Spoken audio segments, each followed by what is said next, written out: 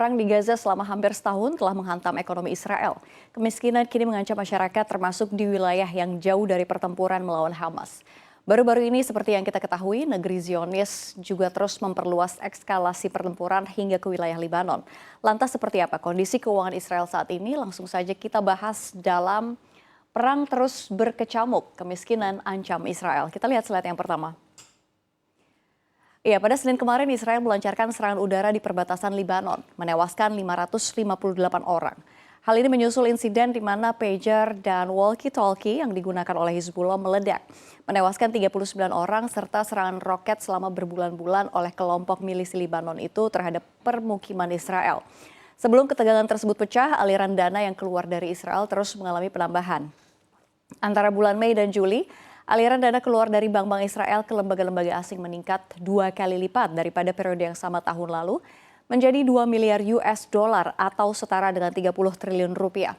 Hal ini membuat pembuat kebijakan ekonomi negara lebih khawatir, sebab setiap ekonomi masuk pada masa perang, pemerintah harus mendanai angkatan persenjataannya, seringkali melalui pengeluaran defisit, sambil memastikannya tetap cukup kuat untuk melunasi utangnya saat perdamaian tiba. Pemerintah Israel tidak membantu keadaan pada bulan Maret ketika angkatan bersenjata berharap gencatan senjata pada bulan Juli. Para jenderal memperkirakan mereka akan membutuhkan 60 miliar shekel atau 241 triliun rupiah atau sekitar 3% dari PDB nasional. Namun saat ini pertempuran terus berkecamuk yang memicu perkiraan defisit. Lembaga juga memperingatkan ini bahwa peringkat juga mulai gelisah. Ada Fitch and Moody's mengatakan bahwa mereka mungkin akan menurunkan peringkat Israel lagi setelah melakukannya sekali tahun ini. Dan kita sama-sama bacanya. Jadi kalau menurut The Economist begitu ya, defisit sekarang diperkirakan sudah mencapai 8,1% dari PDB tahun ini. Ini merupakan hampir 3 kali lipat dari yang diantisipasi sebelum perang. Dengan permusuhan yang akan menyebar lebih jauh, kemungkinan akan semakin melebar. Persoalan ini juga timbul dari Menteri Keuangan Israel saat ini, Bezalel Smotrich, figur sayap kanan yang juga seorang pemukim tepi barat. Pihaknya diketahui belum bertekad untuk menghentikan peperangan. Di sisi lain, perusahaan-perusahaan Israel juga mendapatkan tekanan yang kuat. Hal ini dari segi ketenagakerjaan, di mana banyak sekali warga Israel yang ditugaskan untuk bergabung ke medan perang sementara. Sekitar 80.000 pekerja Palestina ditolak izin kerjanya di Israel. Sejumlah industri yang mengaku menderita tekanan berat adalah konstruksi. Industri ini menyusut 40% bila dibandingkan dengan periode sebelum perang. Jika skala serangan Hizbullah meningkat, kekurangan pekerja konstruksi akan menjadi masalah yang lebih besar. Untuk saat ini dampak terbesar terjadi pada inflasi yang mencapai tingkat tahunan sebesar 3,6% pada bulan Agustus. Meskipun inflasi tetap di atas target, Bank Sentral memilih untuk tetap menggunakan suku bunga yang telah ditetapkan sebelumnya. Investor tidak yakin tentang kemampuan Israel untuk bangkit kembali.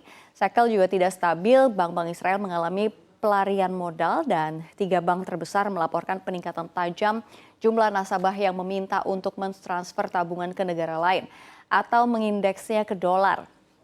Nggak tanggung-tanggung ya pemirsa, ini ternyata ekonomi Israel catatkan defisit anggaran yang cukup besar pada tahun ini. Beberapa jumlahnya kita lihat di slide berikutnya. Platform ekonomi Israel, Calcalis, ini melaporkan pernyataan anggota oposisi di Komite Keuangan Knesset, Vladimir Beliak dari partai Yesh Atid, ini terkait defisit besar dalam anggaran tahun 2024 yang mencapai 40 miliar shekel atau setara dengan 10,5 miliar US dollar. Situasi ini memicu keraguan terkait kemampuan pemerintah untuk memenuhi kewajiban keuangannya tahun depan. Beliau menjelaskan bahwa defisit tersebut disebabkan oleh sejumlah faktor utama. Beliau juga mengungkapkan bahwa sekitar 20 miliar shekel atau 5,25 miliar US dollar dari kekurangan ini berasal dari bantuan Amerika Serikat yang diperkirakan tidak akan diterima Israel tahun ini. Selain itu, Beliak juga menyoroti bahwa sekitar 20 miliar shekel lainnya ini belum dibayarkan sebagai kompensasi kepada perusahaan-perusahaan dan juga warga terdampak akibat perang, termasuk wilayah yang terkena dampak serangan antara 2023 dan 2024. Namun belum jelas apakah seluruh kompensasi ini akan dibayarkan pada tahun 2024 dan sebagian mungkin akan ditunda hingga tahun 2025. Sementara itu Menteri Keuangan Bezalel Smotrich ini memperkirakan defisit anggaran akan turun dari 8,1% dari PDB saat ini menjadi 6,6% pada akhir 2024. Namun beliau menganggap proyeksi ini tidak realistis.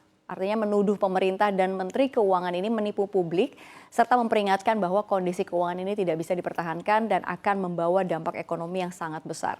Nah, di tengah kondisi seperti ini, ternyata sektor teknologi Israel tetap kuat loh. Ini langsung saja kita bahas di slide berikutnya seperti apa faktanya. Ya, faktanya sektor teknologi Israel, ini kalau kita lihat ya, menunjukkan ketahanan selama perang yang berlangsung lebih dari setahun dengan kelompok Islamis Palestina Hamas. Menurut laporan pemerintah setempat, ketergantungan sektor ini pada perusahaan besar dan investasi asing menghadirkan ketidakpastian pendanaan yang dapat berdampak buruk pada perekonomian yang lebih luas.